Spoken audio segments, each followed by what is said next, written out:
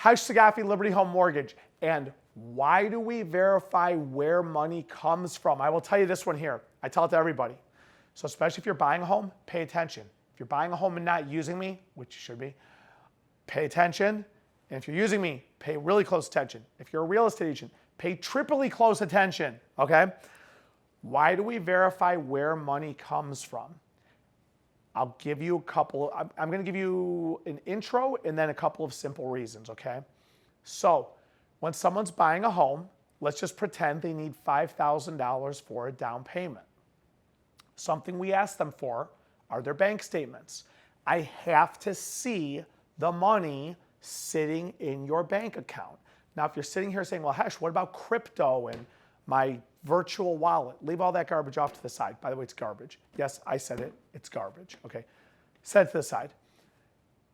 You need $5,000. Give me your bank account. Give me your checking statement. I look in your checking account. There's $128 in it. I'm going to ask you a question. Okay, today I've actually got to call 3 customers today to run through their pre-approvals. And something for you is 2 of them don't have the money in their bank. Actually, all 3 of them don't have the money in the bank. So I'm going to look at your bank statement and say, hey, you have $128. You need $5,000. Okay? Well, when you get the $5,000 and you deposit it into the bank, and I look at your new bank statement and I see a $5,000 deposit, I'm going to say to you, where did it come from? Okay? Now, the question for this topic is, why do we ask? Okay? There's a couple of places that we want to make sure it did not come from. I'll give you an example. Place number 1, the seller. Okay?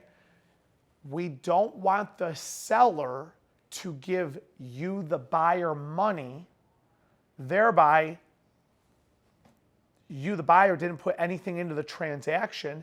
And the truth of the matter is, if the seller's giving you the money for the down payment, what really probably happened, and it's not probably, this is what happened back in 2007, 8, 9, 10, when they started auditing God knows how many loans that went into foreclosure. They found out that the seller says, hey, I'll give you the $5,000 you need for a down payment. And you're sitting here saying, at the end of the day, well, what about, as far as the $5,000, like, how are you going to get it? Here's what the seller does. He inflates the purchase price of the home. So you buy it for $5,000 more. The seller gets $5,000 more from the sale. They give $5,000 to you, which you bring back to the table, and it goes in one gigantic circle. And at the end of the day, you didn't put anything into the transaction, okay? That's a no-no. The reason we verify where the money comes from is because it's called sourcing the funds, finding the source of the money. Where did this money originate at, okay? We don't want it to be the seller. It cannot be the seller, okay? So when I see a deposit into the bank, I'm going to say to you, where did it come from? And no, I'm not just going to take you at your word, okay? I want to see, Hesh, it came from my Aunt Jenny, okay? Good. Go get Aunt Jenny's bank statement so I can see it coming out of there. Here's another place we don't want the money to come from. A loan, okay? If you have to take out a loan, I'm not talking about a 401k loan. I'm talking about going to like Payday Cash or something like that, or go take out a loan from your bank or your credit card. Credit cards are simply unsecured loans. We don't want you to take out a loan to use for the down payment to qualify for our loan. Now again, a loan against your home, like a home equity line of credit, that's an exception. A 401k loan, exception.